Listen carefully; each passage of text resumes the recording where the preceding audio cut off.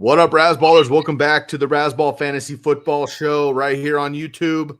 I'm your host, Sky Guasco. We got Davey Cruz and Matty Styles. We got a trimmed triple box today. But nonetheless, we got all your start sits ready to go right now on the Razzball Fantasy Football Show.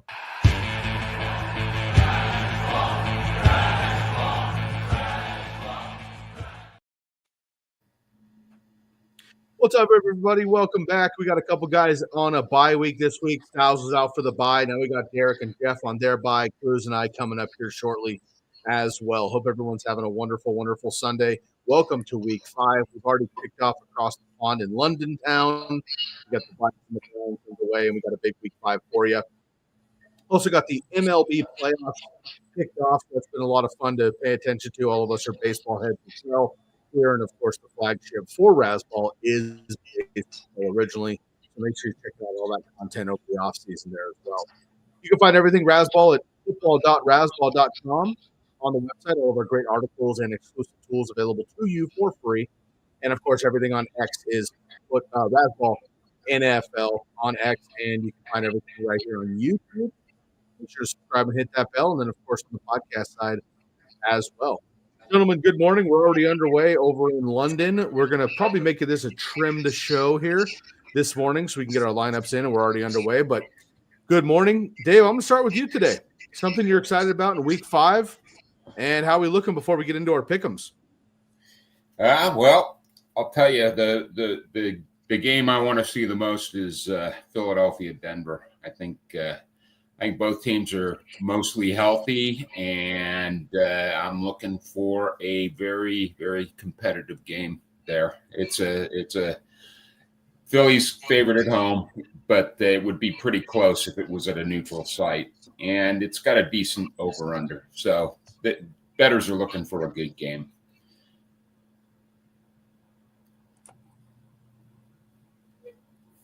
I like that. Matty, how about you? First of all, welcome back, my man. You can tell us about the C's if you'd like to. Otherwise, welcome back. And what are you looking forward to most in week 5 here? Yeah, the drink package was on fire the first 2 days, and the third day, the first 2 days took over. So I did not use it to its fullest unless I did just the simple math. And I think the simple math says I probably broke even or plus. But yeah, the third day was more of a recuperation day. And one interesting thing, not that we condone betting, but I learned to play craps on the ship, and it's 55 years old. The first time, it was a very fun game. It's always been fun to watch and kind of be a voyeur, if you will, of the table. But I learned how. A couple guys were willing to give me a couple of minutes of their time and teach me. So it's a fun game if you've never played it. It can be expensive as well. But I had a good time. Taught the father-in-law after I was taught, and we had a good time together. So. For me, what I'm kind of looking at in week 5 is I want to see if healthy players that we had drafted early or even, middle before we got to the double-digit rounds, if they can start playing football the way we expect them to. A couple names that jump out, Jacoby Myers, Brian Thomas Jr., that at the wide receiver position just have not really done what they need to do. And one of them I'm starting in guillotine, and I'm nervous about Jacoby Myers every week. But Trey Tucker's not better than Jacoby Myers. Only on that team is Brock Bowers. It's better. So I'm curious why some of these guys that are fully healthy are not putting up even floor statistics so far, especially Brian Thomas Jr. And Monday night, it's not an easy matchup against the Chiefs. But the Chiefs are also kind of a milquetoast good defense. There's no superstars. Chris Jones doesn't even look like a superstar this year. So maybe Brian Thomas can break out a little bit this week. But yeah, for non-injured, decent, right, good fantasy players, I want to see when they're going to start to come around. I mean, week 5 is ridiculous for the start of their season. Brian Thomas, we're talking one catch for a couple of weeks. We're talking one touchdown, and it was on a rush. So I'd like to see him turn it around, and some of these healthier players, I'd like to see what they do. And then I'm interested next week, what happens when these teams come off a bye, right? That's a long season with no bye in the middle when they go off on week 5. So I know the Bears, Steelers, Packers, and I believe there's one other team, but name escapes me right now. Atlanta Falcons. What they're gonna do after the bye. Falcons, correct. Your Falcons. my ugh, ee. Yeah, we might have to go edit those early films this summer here, and maybe I'll make some fresh predictions. Yeah, the bye weeks are going to be really interesting. I'm interested to see how fantasy managers, including myself, patchwork our actual lineups here with the bye weeks, with the injuries, with the decimation of so many of our great players. I saw a stat. I'm forgetting now because it's early my time and my brain's foggy here for a little bit as we get going. It was something like 14 of the first 3 round players either done for the season or on IR currently. I mean, so 36 of those picks, 14 of them are just not playing at all, period. And then another half of those just aren't performing as well either, even if. So it's been a very tough kickoff to the season, but c'est la vie, and we do what we can. While we get everybody tuning in here, feel free again to drop in your start sit questions. And gentlemen, I got a little feedback. Not sure what it is. Doesn't matter. You can just mute when you're not talking. That would be helpful, please. Let's get to our pick'ems here, though. I'm going to get going here first, and Dave, I'm going to kick it off with you. Maybe something that'll be a little bit easier to digest this week is I'll just go game to game, of course, and Derek and Jeff are out, right? So I'll read off theirs, and then I'll get both of yours. So Dave, we'll go with you first, and Styles will go with you second. For everybody dropping in your questions, feel free to get those up to the top of the queue, and we'll get back to you here in just a couple of minutes. Of course, now I reluctantly, I think this is a good strategy moving forward. I learned this from Pete Rose. When you're scared of your own teams winning, you root against them, right? Either way, you're a little bit, okay? Unfortunately, you can't win fully now because I'm either spending money to lose or my team is actually winning, which I'm okay with that. But on Thursday night, I bit the bullet and I went Rams like everybody else in America, which is why, not that we condone betting, but the game went the other way in benefit of my Niners, which I, of course, appreciate. But everybody on the panel here picked the Rams, so we all got the L there. Styles, you'll be happy to know that you're coming back off a vacation here with a 5-game lead in the pick'em so far. You are out to a healthy start right now, and we shall see if we can catch you. We'll see if Salty or Interesting Dave is joining us here this Sunday morning. We all got into our early Sunday morning as well. That game is obviously underway. And myself and Dave went with Dub Browns. The rest of you guys.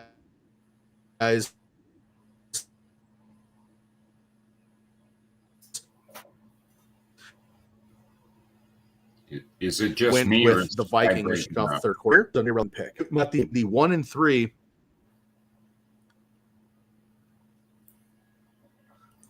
I'm back. Check. Somebody else can read it.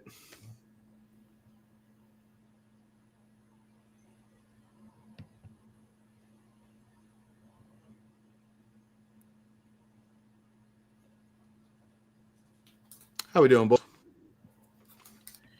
It's not good. You started off strong, and now it's choppy again. So I tested the link. The link is working fine. So we've got people asking questions. Nice. But yeah, I don't know. It's almost as if when you talk a little bit longer than one sentence, it starts to not love you. I don't know why.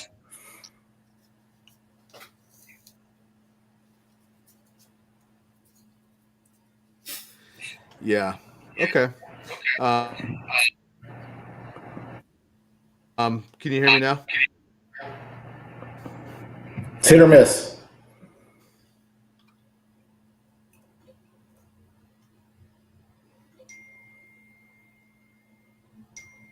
And his internet just went out. So Sky's trying to come back online.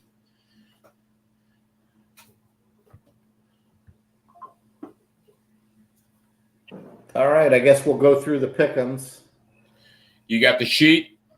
I'm going to open it right now.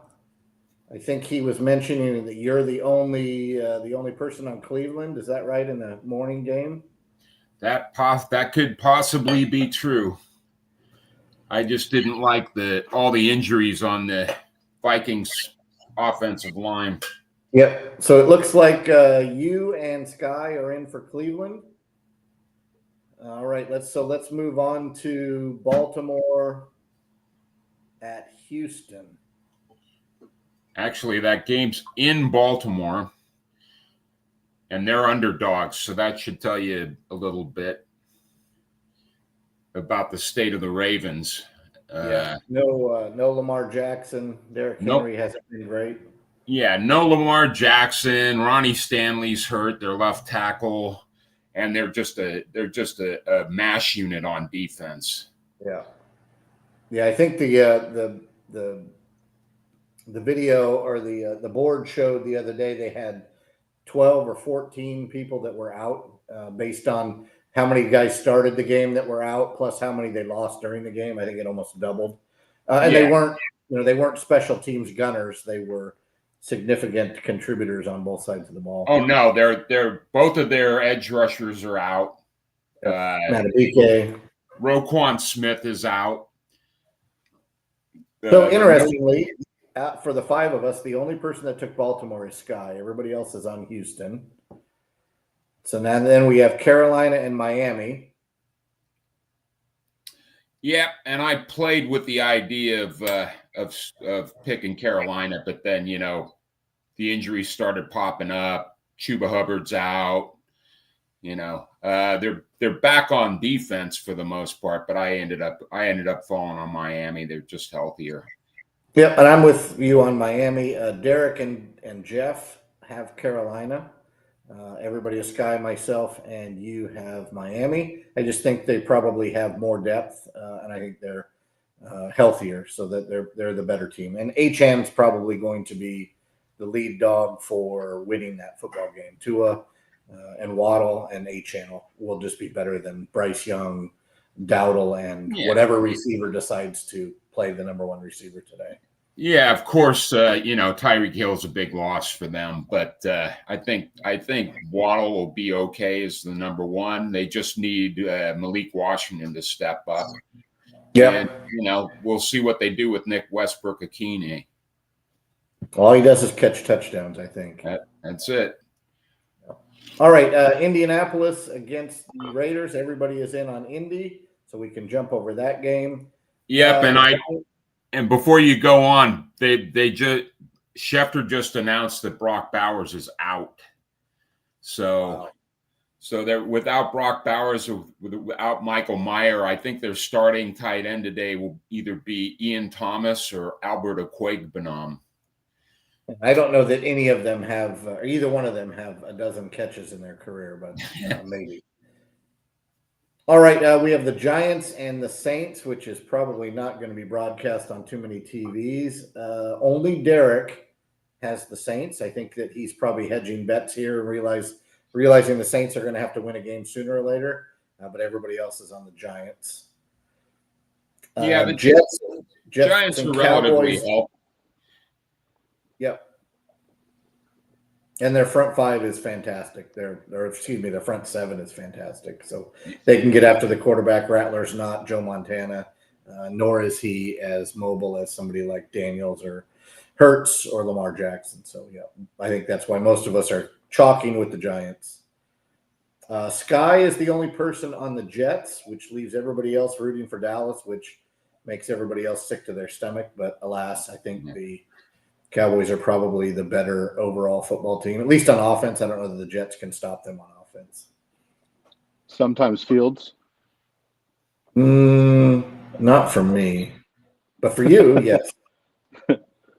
Fair enough. Sky, we're down to Philly and Denver. It looks like Jeff and Derek, who are putting their picks in together, they're on the Broncos. Everybody else is on Philly. That should be the game of the day, just as Dave mentioned earlier. Arizona, Tennessee, everybody's on Arizona, which means Tennessee will probably get their first win. Seattle, Tampa Bay, Jeff and myself are on Tampa Bay. Everybody else is on Seattle. I believe that game is at Seattle. Yeah. At Seattle, Yep, that will be ending followed by the Mariners hosting Tariq Skubal and the Cy Young and Detroit Tigers. So not a good start for the Mariners last night. Can't win with that few hits and can't win with hits from two dudes. Just not. I love the Kerry Carpenter stat. Tariq Skubal homecoming as well.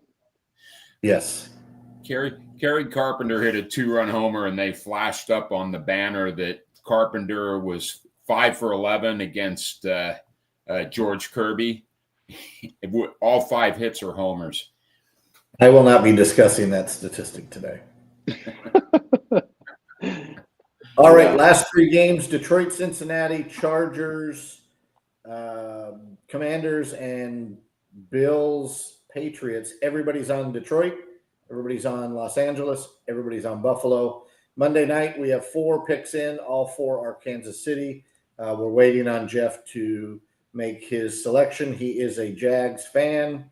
I'm unsure if he's going to lean into the Jags. So yeah, I think when he gets home from hockey, he'll take the rest of the afternoon trying to find a reason to vote for the Jaguars. God, I would love it. I would love it. We shall see. Yeah. All right, Sky, I'll turn it back over to you. Okay, gentlemen. Flipped over here to another opportunity. So if I get buzzed out again, thank you guys for taking the lead. Otherwise, we're good. Thumbs up, and I'll keep moving. All right. Love it. GR, good morning. Welcome into the program. We got half PPR here, gentlemen. Jacoby Myers, Rico Dowdle getting the start with Chuba Hubbard out for the Carolina Panthers. Dave, I'll start with you today. Well, I think I'm going to take Dowdle in half PPR. I think he's probably going to get the lion's share of the touches there. But it'd be interesting to see how Trevor Etienne does with a few more touches if he gets them. But I'm going to go with Dowdle. I just am not real crazy right now about the Raiders' offense. Which means he'll probably go nuts. But I'm sticking with Dowdle. I don't like Rico Dowdle. He's never been a good NFL player. I want it to be Jacoby Myers really, really, really bad. Hashtag guillotine league starting wide receiver. I know that's a long hashtag, but you understand. Well, Sky, you may not understand. I'm youthful, Matt. Come on yes. now. I would lean if it's my lineup, I'm probably going to start Dowdle just for the volume assumption, but the better player to me is Jacoby Myers. Dave mentioned it while you were logging back in that Brock Bowers is officially out for today, and I believe Michael Mayer is officially out, which is odd. You would think Michael Myers would be in the month of October. He's going to sit out this week. So 2 very unknown tight ends, Ian Thomas and another name that would win you in Scrabble. You would just put one word and it would be his name and you'd win everything. Pseudo Ogunbowale-ish is his last name. But again, jokes aside, I would probably play Dowdle for the assumed volume, but I want it to be Jacoby Myers. Yeah, it's tough. I've been kind of fading Jacoby, and he's that standard PPR guy, which is nice. He gets his targets, he gets his receptions, rarely catches a touchdown, usually gets yards, but Dowdle's the starting running back, and we know that the Panthers feed their running back. I think it's going to be an ugly game for them, but they're at home. I always kind of lean running backs anyway in half PPR schemes. So here I'm going to lean Dowdle. Harbaugh's back, good friend of the show. Good morning, guys. Half PPR once again. We got to start one running back and a guy at the flex. Who are the 2 out of these options? So we're starting 2 here. Also, more and more people catching on to giving us the actual matchup. I like to see that. Woody Marks at the Ravens. BTJ against the Chiefs. Ken Walker against Tampa Bay. J.K. Dobbins at Philadelphia. We need a running back and a flex here, gentlemen. Pick 2. For me, I'm going to go with Kenneth Walker against the Bucks. I'd love to see Brian Thomas break out. I just don't think don't think that offense is working for Trevor Lawrence and Brian Thomas together. It just doesn't seem to be coming together. Maybe this is the week, but I'm leaning away from him. So that leaves Dobbins and Marks. I think I'm going to lean into Marks. The Ravens defense is just a complete train wreck. We were talking about it a little while ago. They're missing their edge rushers. They're missing a key linebacker. They're missing some guys in their defensive backfield. So maybe they'll rally the troops and come up with a win today. But they're just completely decimated by injuries. So I'm going to take Marks. Yeah, I'm starting. If I have Woody Marks, which I do in, I think, one league only, I'm starting him everywhere. Not only has the Ravens defense been really bad to start the year, but now they just don't have top flight number ones anywhere on defense. So couple that with the fact that it's Cooper Rush versus Lamar Jackson, and they may put up some points here or there, but I think Houston is going to use Woody Marks and Nico Collins in there. They may just boat race the Ravens, and they may flip the whole script on everybody's preseason, NFC championship game Ravens. But we shall see. I'm starting Woody Marks for sure at running back. I really don't know. Tampa, where their strength is the front with Vita Vea, but Kenneth Walker, when he gets his touches, is always productive. He's healthy right now. Philly's front is extremely stout, even though J.K. Dobbins has played well. I am going to lean into Sunshine and Brian Thomas Jr. At my flex. I'm going to play him until he's just not playing football anymore. And one week I will be right, I assume. So I'm going to go Woody Marks and Brian Thomas Jr. Oh, boy. Man, I hope you're right. No, I'm not. I'm going Woody Marks and Kenneth Walker. I'm not going Kenneth Walker, for it's half PPR. I didn't catch that at the beginning. So, yes, give me the two running backs. I'm going to sit Dobbins against Philly. Give me Woody Marks and Kenneth Walker. Final answer. Oh, man. The whole time you said that, I was like, I don't believe him. I just straight up don't believe you that you're going to go BTJ. I get it. I mean, I hope you're right on Brian Thomas. I mean, we all need it, and we're all very excited about him. We'll see what happens there. But, again, with the Chiefs, Spagnuolo's just got an incredible defense there, and they're going to take away the premier guy, which is supposed to be Brian Thomas, so we'll see if they focus on that. Either way, Woody Marks is an auto start here. Dave laid it out. Matt laid it out. He's getting the opportunities now. I think Chubb probably gets the start. He might even rumble in for a touchdown. But Woody Marks is going to get bulk of the work. He had a great week last week. Woody's automatic for me. Ken Walker, Charbonnet's out there too. They're going to split enough. And dating back to last year, the Tampa Bay Buccaneers have only given up 43 total yards to a running back one time. So they're obviously very stout. And I do think that Sam Darnold and Bunch is going to have to throw quite a bit. So it could be a nice shootout with Sammy D and Baker in Seattle. So I want to fade Ken Walker in this particular instance. I'm going to go J.K. Dobbins against Philly, and I hate it, to be honest with you. I think R.J. Harvey's going to get some more work this week as well. Dave had a nice write-up about him. So did Jeff this week. I do think Harvey will have more work, but J.K. Dobbins, I think it's going to get enough done early, and I hope Ken Walker and Brian Thomas blow up to prove out the doubters. But if this is my lineup, I got to go with what I feel comfortable with, and that's Woody Marks for sure, and then J.K. Dobbins after that. GR's got a follow-up here. Would you go with Pollard over Dowdle? I probably would. I think it's a better matchup. Arizona gives up more points to running backs than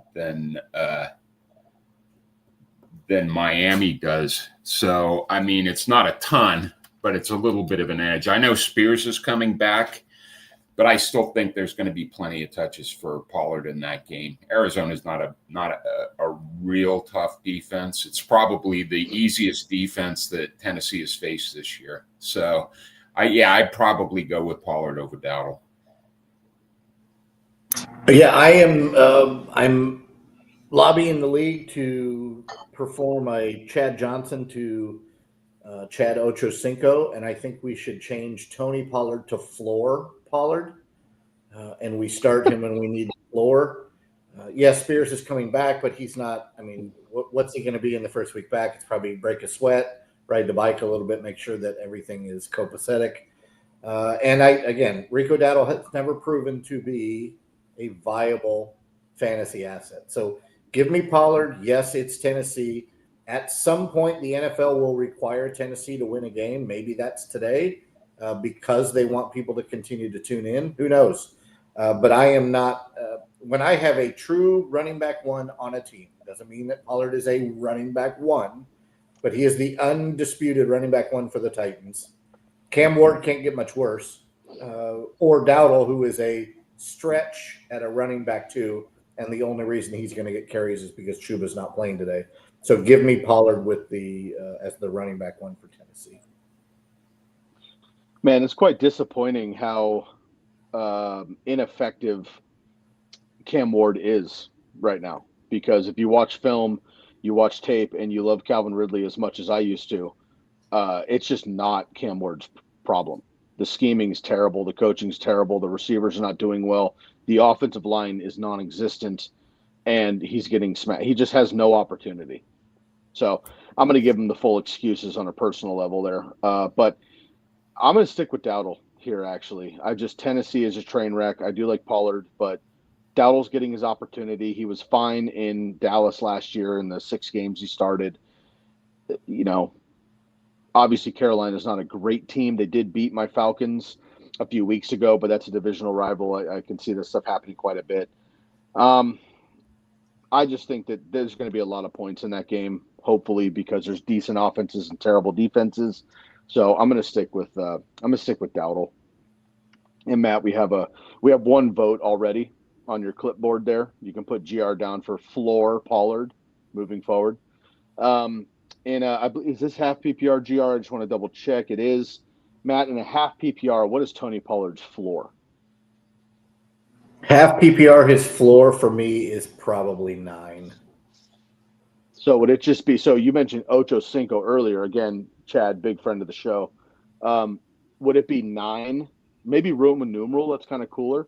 But like like IX Pollard or something? Like what would his actual name be there if you're going to reference Ochocinco? I would just go F period Pollard, and then you can use that in a couple of different ways. Okay. Could be fun, football, things like that, potentially. Yeah. For the kids out there. I got you. And Yeah, originally what I wanted understand. to do is I wanted to say his floor was 6'7". Right, of course. I don't know what it means yet. I've been Googling. Nobody does. It doesn't mean anything. It doesn't. If any of the youngsters out there can tell me what 6'7" means, please chime in. Let us know. Kids these days, am I right, Dave? You got it. Speaking of breaking news out of San Jose, California, Dave and I had talked off screen here for the kids out there in the Northwest, and Matt, I'm sure you'd enjoy from yesteryear. San Jose is about to get their first Dutch Bros, and there's plenty of immaturity going on at the Dutch Bros. So Dave will be in line early and give us a full review. I like to see that. All right, Joe Chris, looking at Carter or Slayton. So this is Michael Carter for the Cardinals getting the start, and Darius Slayton also getting the start with Malik Neighbors out. This is non-PPR, so just a reminder to everybody out there, this is the league where you don't get points, but you still have to start players. Dave, go ahead. Yeah, it's probably a pretty deep league if you're looking at those two guys. I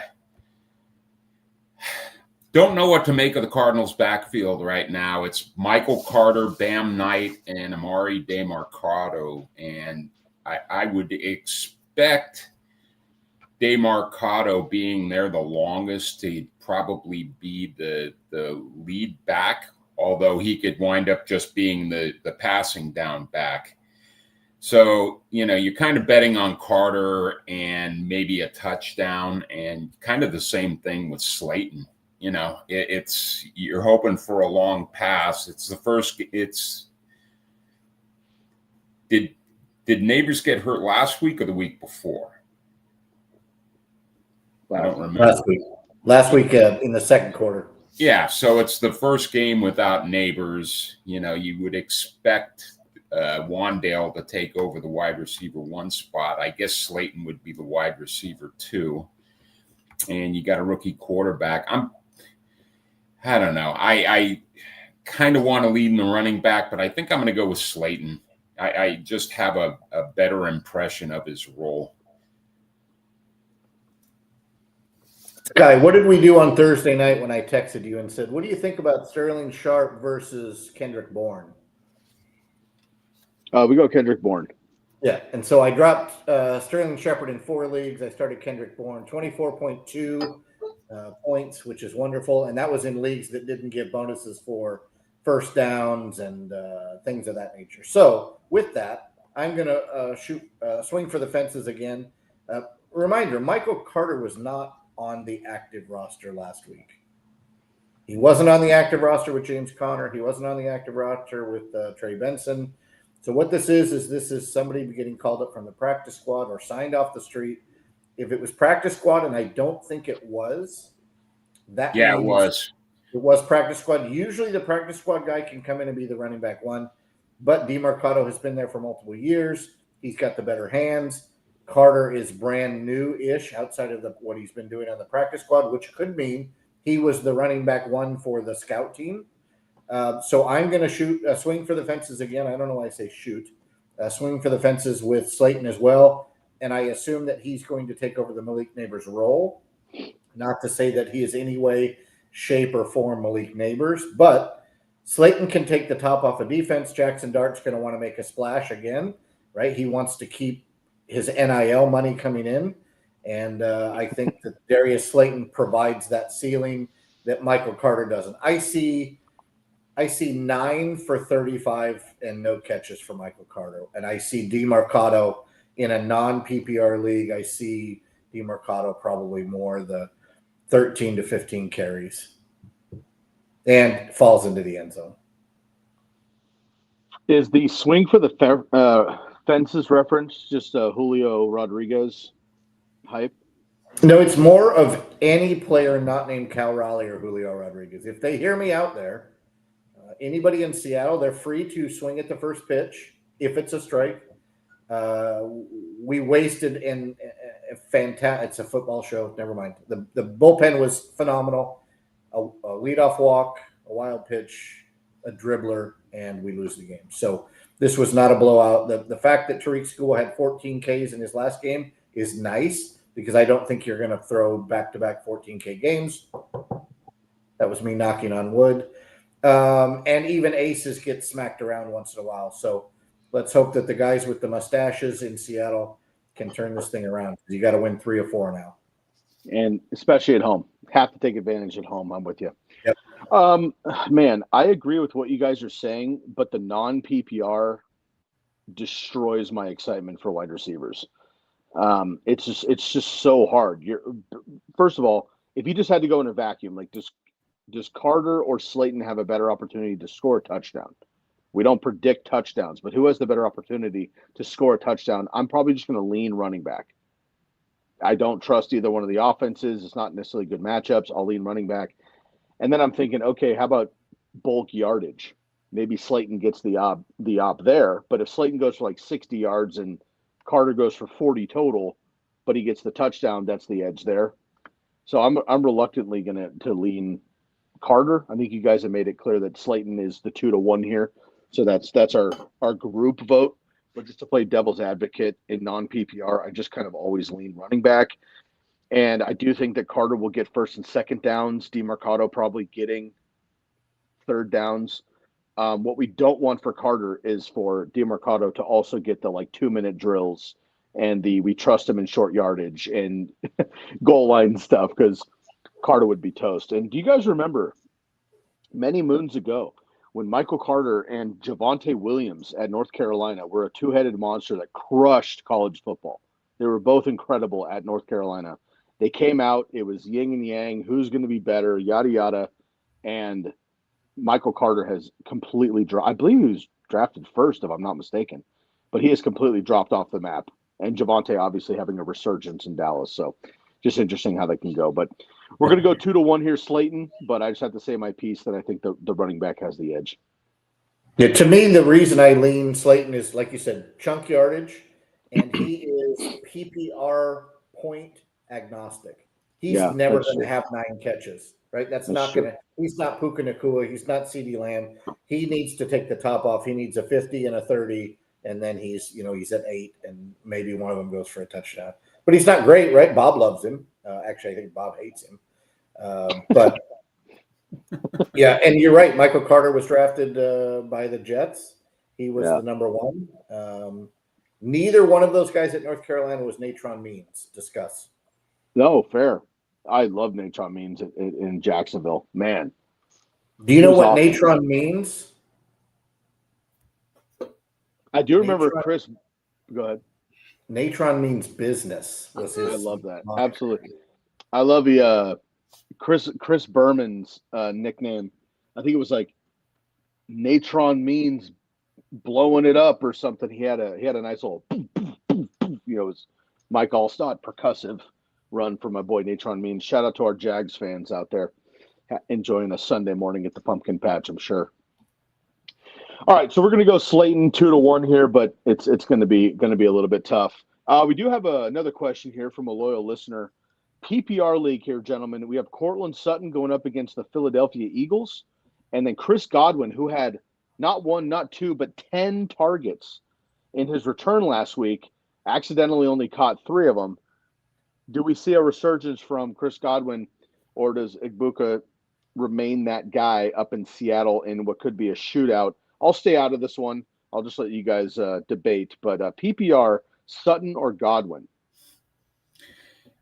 For me, it's going to be Godwin. He had 10 targets last week. They didn't connect on a lot of them, but he's getting right back into it. And what I'm concerned about with Sutton in Philly is he might get shadowed by Quinyon Mitchell, and he is just a shutdown corner. If that happens, I'm kind of out on Sutton. So I'm going to say Godwin here.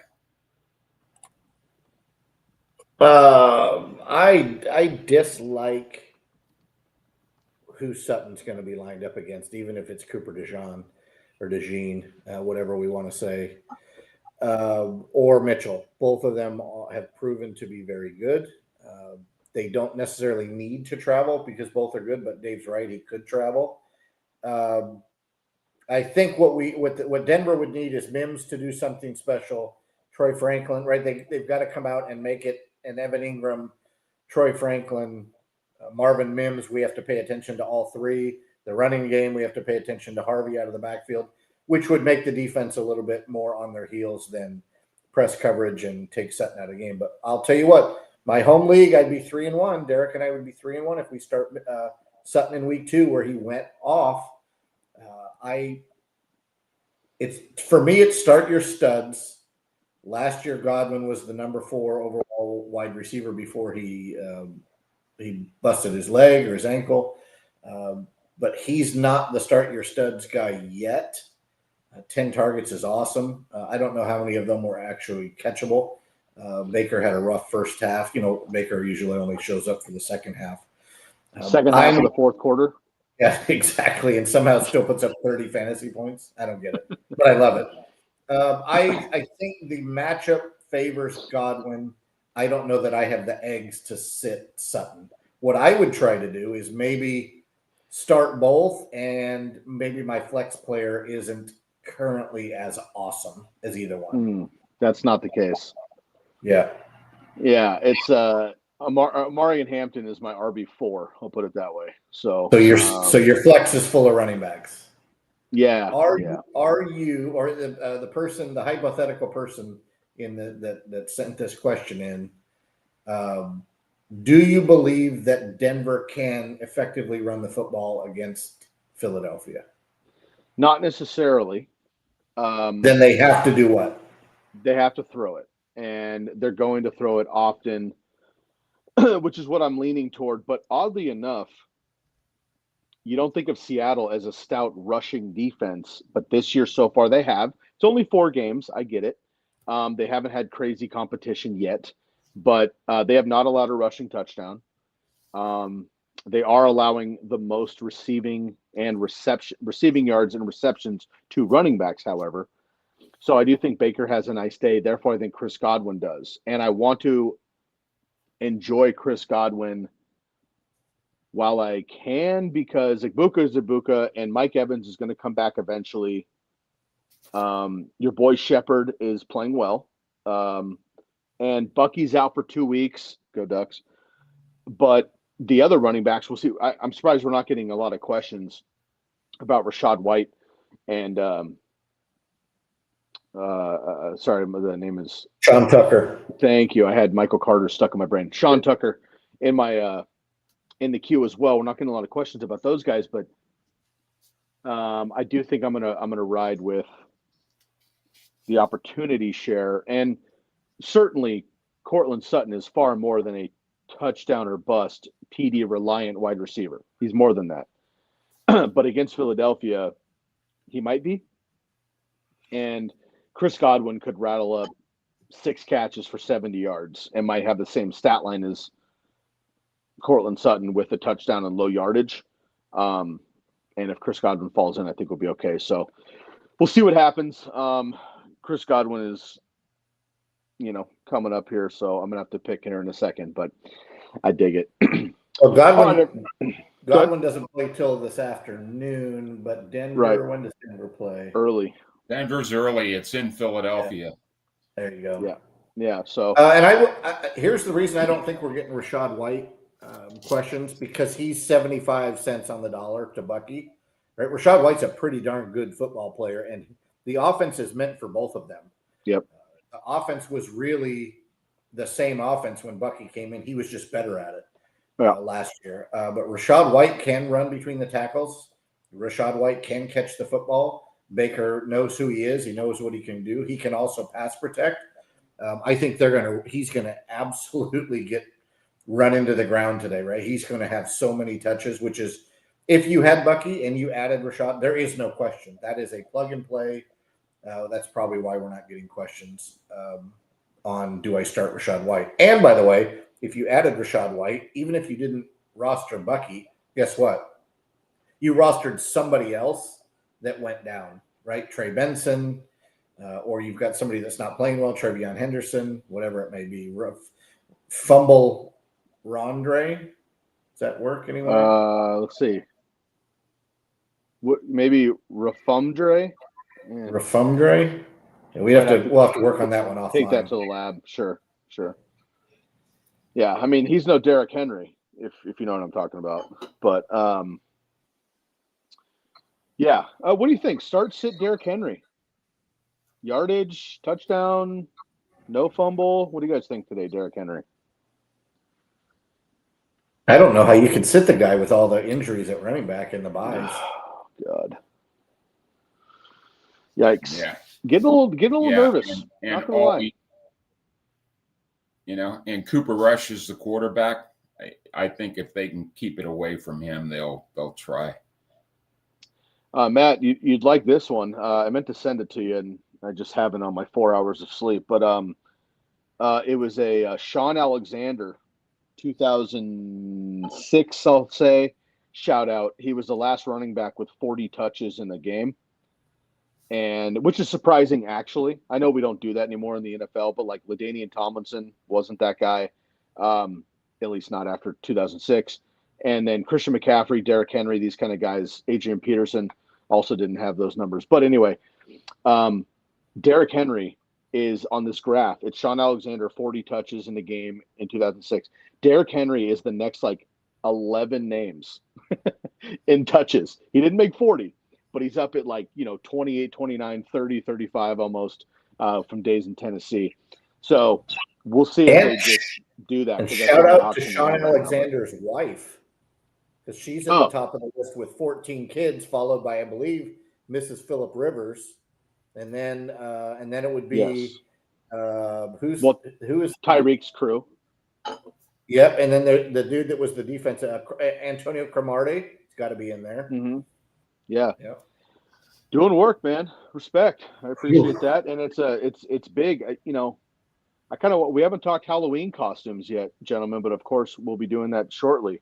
That's got to be a busy household, man. You got I can't imagine with 3 kids doing Halloween, and we got a baker's dozen. Got a couple more questions in here. We got Mr. Magic and Isaac Melendez coming in here at the 11th hour. Seattle or Philly defense? We just talked a lot about these offensive games. This is gonna be great. I think this is Bo Nix and the Broncos going up against Philly, and then you have the Buccaneers going up against Seattle. 2 nice offenses going up against these defenses. Both of these teams at home, and you guys know me. I want my defense at home if I can handle it, if I can make that happen. So that's an edge there. Styles will go with you first, sir.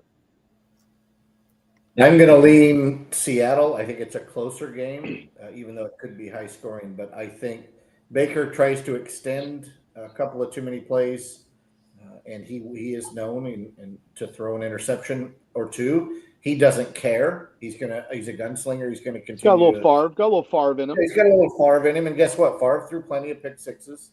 I think he's slightly less mobile he's probably significantly less mobile than Bo Nix, even just based on age alone, and the fact that we know Nix can run, and Baker would rather be in the pocket or rolling out as opposed to running. When he does, he's effective, but I think I'm going to lean Seattle ever so slightly. And I will say this, if those are your options, I would go to the wire and I would look for Detroit, who is playing against an absolutely brutal Cincinnati Bengals team. If Detroit is still out there, Houston is a good streaming option this week as well. And remind me who Houston is playing against Baltimore, right? Excuse me, Baltimore. Houston, Baltimore. There was one other matchup that I kind of looked at. The Cardinals at Titans the Cardinals are probably available on the wire. They were owned or rostered week 1 because they played the Saints, but I think they might be out there. I would rather take the team playing the worst team. Like Sky, you said, I lean towards the home defense. I get that. I lean towards the team playing the worst quarterback. Right? The guy that makes bad decisions, the guy that's immobile, right? If it was a Flacco game, I would probably lean to, let me see if I can go attack Joe Flacco. He can't get out of the pocket, and he's throwing interceptions. But we have a Duck playing today in London Town. So if you can find a home defense playing against a bad quarterback, that would be where I would lean. And I would probably stay away from these TDs. Chris? Okay. I'll answer the question as it was asked. If those are my 2 choices, I'm rooting for Seattle because I have Seattle. I didn't pay any leagues I have left with DSTs. I didn't pay up for Philadelphia. I took Seattle as a bargain basement choice. So I'm rooting for Seattle, but I think in this case, I'm going with Philadelphia at home. Both those teams are pretty healthy. So, I think they're both good choices. I just think the Tampa offense is a little bit better than the Denver offense. So I'm going to lean for Philadelphia. Oh, I think Denver. I picked Philadelphia to win the game. I think that they do. Not that we condone betting, but I would take Denver on the points. And I wouldn't be surprised if Denver wins this game. I also wouldn't be surprised if Tampa beats Seattle, but I don't think they're going to, traveling all the way across the country and playing up in the 12s, if you will, who are absolutely obnoxious, but nonetheless a great football environment. I'm going to go Seattle here by a nose. And I agree with Matt that if you can flip it out, I would do that. But I also agree with Dave that I think Philly has the better opportunity. I just have a gut feeling that Seattle will be better off. And as good as Philadelphia's defense is, they're not very opportunistic, meaning there's some great defenses every year that just don't generate a lot of turnovers or sacks. They just don't play that way. Seattle, I think, is going to be a little bit more that way, and I do love Baker as well, but down Bucky, down Mike Evans, Chris Godwin, not 100% yet, a good bunch of backups. I'm going to go Seattle by a nose. Gentlemen, I'm going to get into Isaac's question, and then I got to step away just for 2 seconds, and I'll be right back so you can get into Joe and Bon Depart, who is back. I love that. I'll go through Isaac's really quick here, and I'm going to step away from the camera. I'll be back in 2 seconds. Isaac wants to know here, full PPR here, and we got a flex spot, Michael Carter or T. Higgins. I cannot believe we're comparing these two. Yeah, I'm not. It's T. Higgins. I'm not considering Michael Carter over T. Higgins. I'm just not going to do it. I can't do it. I won't do it. Can't stop, won't stop T. Higgins. Dave. Yeah, I remarked in one of my columns this week that, we kind of blew off the person last week that asked us about Jamar Chase. And I said, I'm not going to do that going forward. I'm going to look at the other options.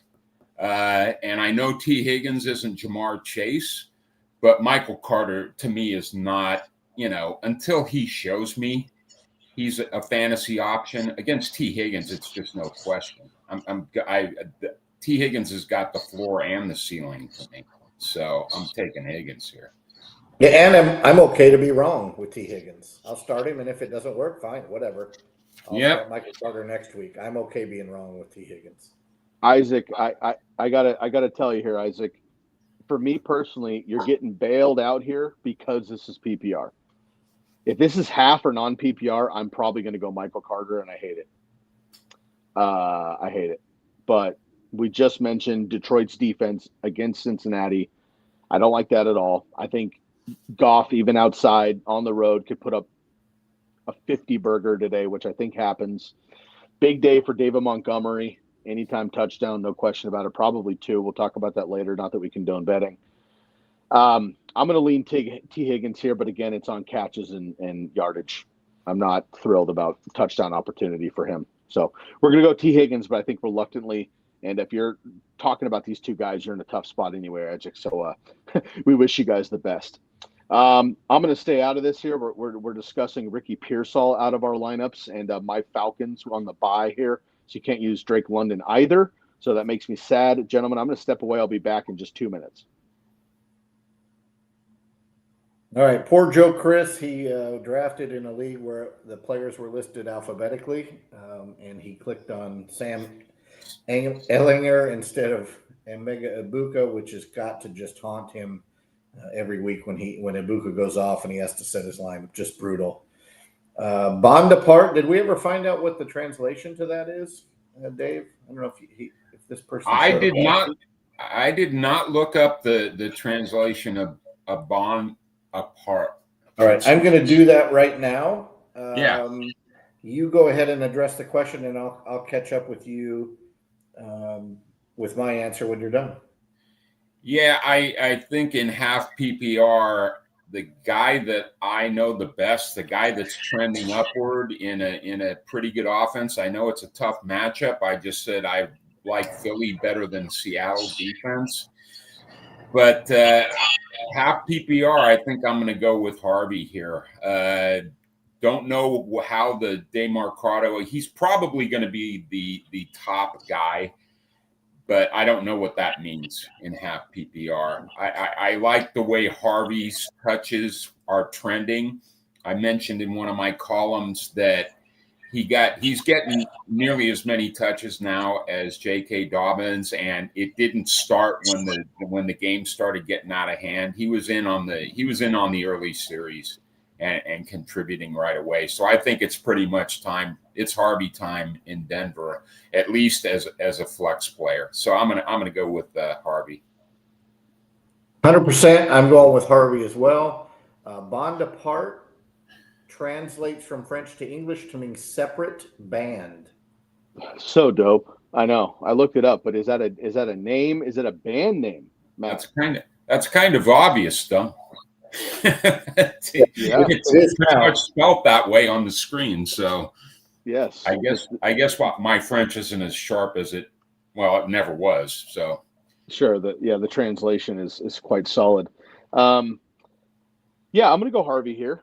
I think it's a good move. Although I will say this is a great group of handcuffs, and some of these guys aren't even handcuffs anymore. I mean, I think Tootin I know is a handcuff, but he's getting his own work. Harvey's a handcuff, but he's getting his own work. Bashard Smith, nobody's really talking about, but KC needs a different situation immediately. And DeMarcado, we'll see what happens today. Maybe he is that guy that gets the work there. So I like that a lot. I will also go with Harvey. And I'll add about Bond apart, and I didn't even remember this. That I just looked it up. I didn't look for a translation, but I looked for a reference, and it's a movie by Jean-Luc Godard in the mid-'60s. So he may be referencing the movie. He may be a Godard fan. He could be. Not to be mistaken by Jean-Luc Picard. Nope. Fair. I don't remember Picard in the Godard movie.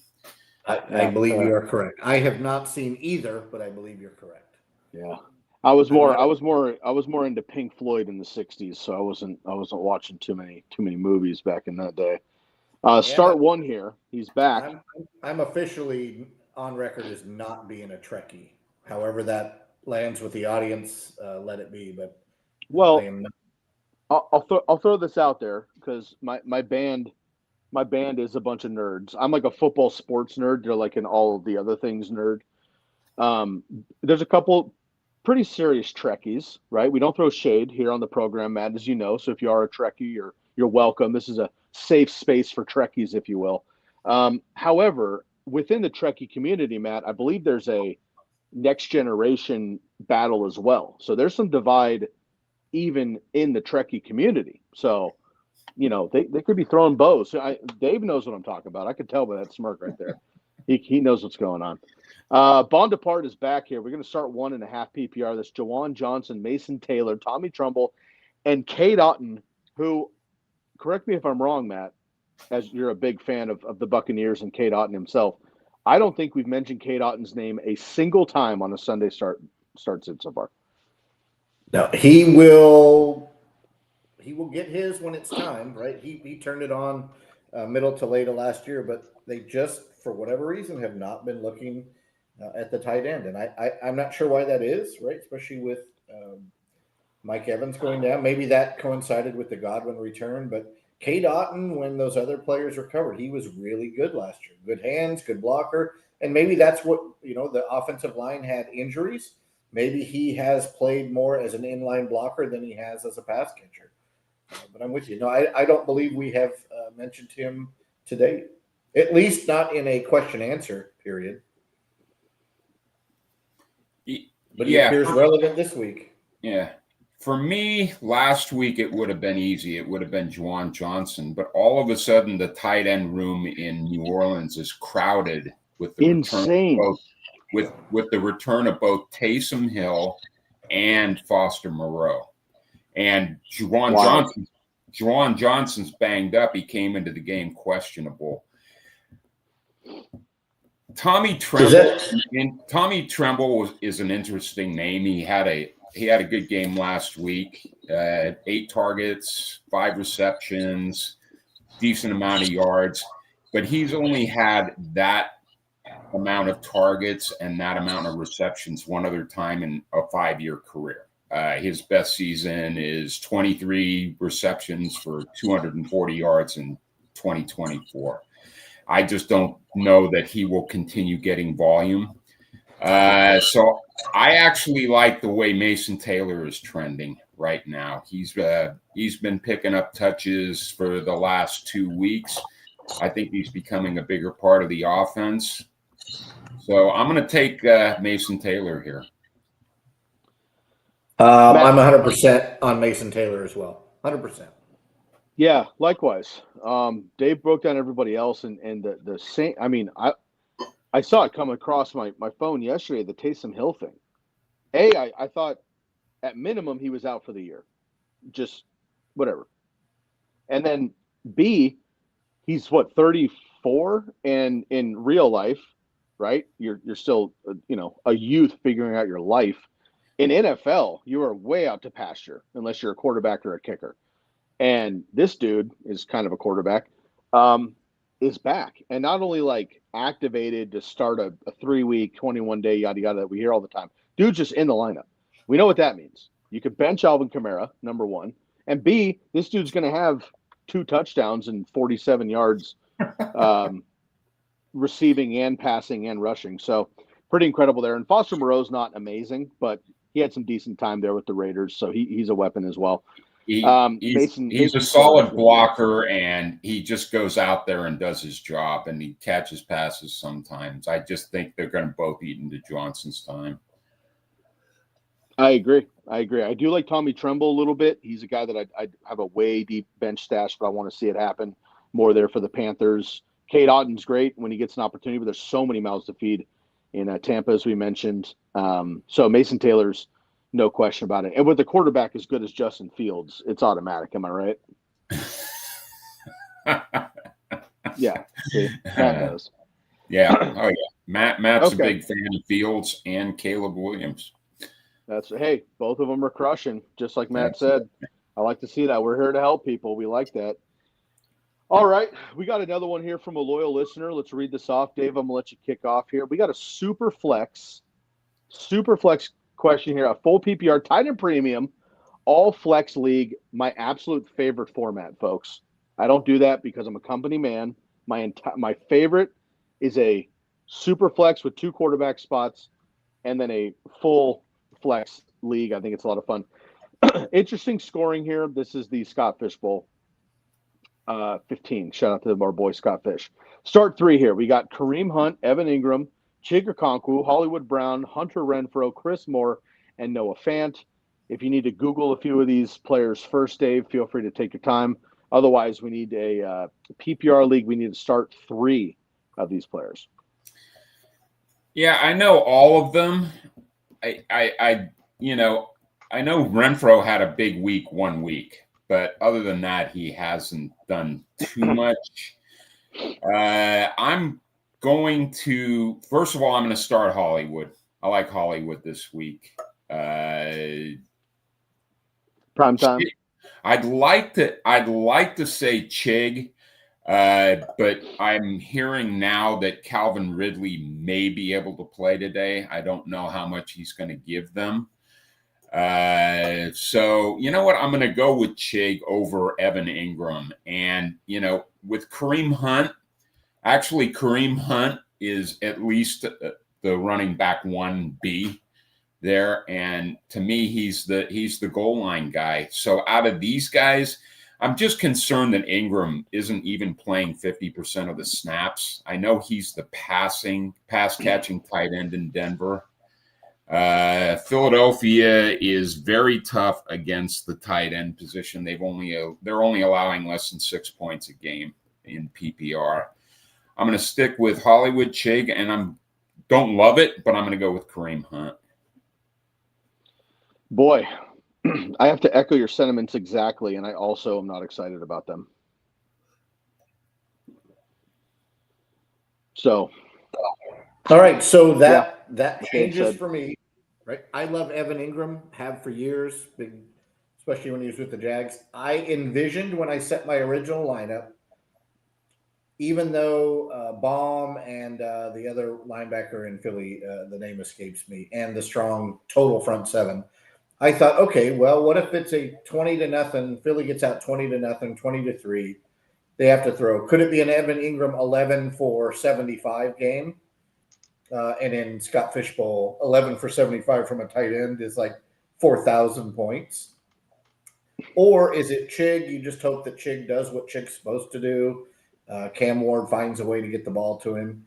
And Hollywood, are we going to see 10 for 99 again? I don't think so, but we could see a lot of first downs from Kareem Hunt, right? He can fall forward for a yard, and first downs in Scott Fish Bowl are worth points. So I am now changing my lineup to include Hunt, Chig, and Hollywood. The major change was Hollywood to Ingram out, Hollywood in. So I've got the 2 Chiefs on Monday night. Ingram sits, Chig plays. And I agree with Hunter Renfrow. Nobody mentioned the last 2. They are bench fodder. I still can't believe Chris Moore is 32 years old, but he is. Can we get a shout out to Lance Moore of the Drew Brees Saints for a few years? You guys remember Lance Moore? Yeah, played really well with Drew Brees, but Drew Brees made everybody better. That's true. But, man, he was so awesome with Marcus Colson on the outside there. Devery Henderson, I believe, was the wide receiver 3. Deuce McAllister. Man, those Saints teams were a lot of fun. Okay, any other final? Go ahead. Would Adonai Mitchell move the needle at all for either one of you? Does he hold on to the ball? Who? Does he get any targets? Did you say Elijah Mitchell? No, I didn't say Freddie Mitchell. Oh, okay. Adonai I Mitchell. didn't. I'm sorry, who? Adonai Mitchell for the Colts. Oh, the Indianapolis Colts. Yeah. You know what? I don't hate that. Alec Pierce is out again today. He certainly changed the game for the Colts last week. But I don't think they're in a position to really bench him, and he is capable of a big play. So I don't hate that choice. I don't know who you're going to bench instead. Yeah. Does he usurp Hunt, Ingram, Chig, or Hollywood? Probably not. I don't think so. It's not for me. Yeah, I agree. That being said, he could have another huge play and hold on to the ball for the touchdown this time, but I don't know. I want to see it more consistently. All right, so folks, Dave, we're going to hang on for about 90 seconds until we go. Go ahead, does Matt. Dave get one free roster question since we've had ours? Absolutely, Dave. Do you have any free roster questions? I'm embarrassed to say that I haven't looked at my rosters since Thursday. It's just been go. So I would recommend you do that. I don't even know if I still have rosters. I know I made the mistake of starting Carson Wentz this morning when I wanted to start Jackson Dart instead. So solid. Good start. Yeah. Well, let's just hope, Dave, that your rosters are healthy, and we're going to give you some bonus time. As they say in the corporate world, we're going to give you some time back, right? Not time to your life, but time to work harder for the company, not get paid enough for it. I digress. Folks, it's been a pleasure this morning. We're going to dump out a little bit early today. We're going to enjoy the rest of our morning here before we got kickoff. Please make sure to follow everything Razzball at football.razzball.com for all of our great articles. We are absolutely pumping out articles. We've got 2 a day, every day for you for free with our exclusive tools, great opportunities, and free content and articles at football.razzball.com. And gentlemen, correct me if I'm wrong. We're all batting 1,000 on replies this season. You've asked a question, you've gotten it back.